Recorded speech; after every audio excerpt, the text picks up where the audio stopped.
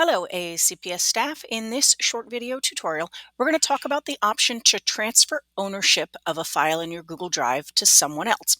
This can be a two-step process, meaning if I haven't actually invited the person to have access to the document yet, I have to do that first.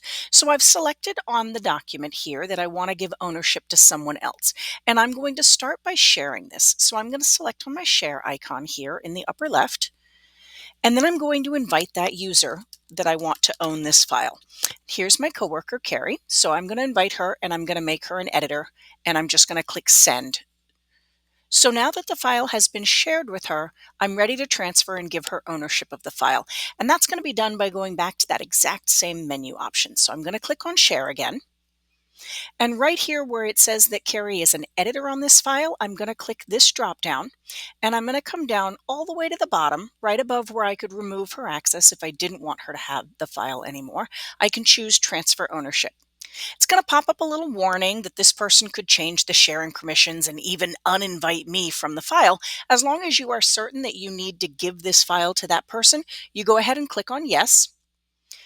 And now she'll get a message that says that I have transferred ownership of this file to her, but you can see in my sharing window that it already indicates that Carrie is the owner of the file.